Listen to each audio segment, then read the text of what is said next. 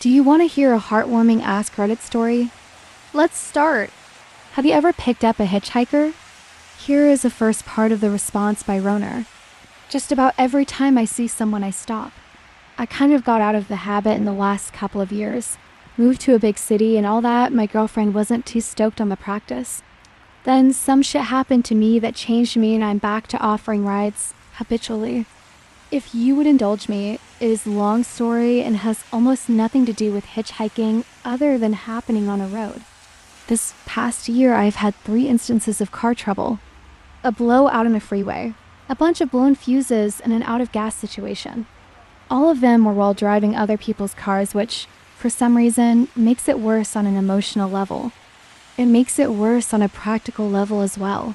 What with the fact that I carry things like a jack and extra fuses in my car, and know enough not to park, facing downhill, on a steep incline with less than a gallon of fuel. Anyway, each of these times this shit happened, I was disgusted with how people would not bother to help me. I spent hours on the side of the freeway waiting, watching roadside assistance vehicles blow past me for a wash me for hat me freeway waiting, watching roadside assistance vehicles blow past me. For a show, the 4 gas stations I asked for a gas can at told me that they couldn't loan them out for my safety, but I could buy a really shitty 1 gallon, one with no cap for $15. It was enough each time to make you say shit like, this country is going to hell in a handbasket. But you know who came to my rescue all 3 times? Immigrants.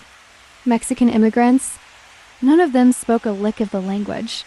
But one of those dudes had profound affect on me.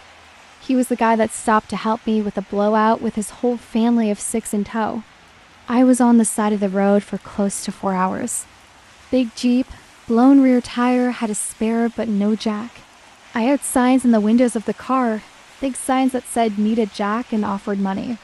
No dice. Right as I'm about to give up and just hitch out there, a van pulls over and dude bounds out. He sizes the situation up and calls for his youngest daughter who speaks English. He conveys through her that he has a jack, but it is too small for the Jeep, so we will need to brace it. He produces a saw from the van and cuts a log out of a downed tree on the side of the road. We rolled it over, put his jack on top, and bam, in business. I start taking the wheel off, and if you can believe it, I broke his tire iron. Please follow for part 2.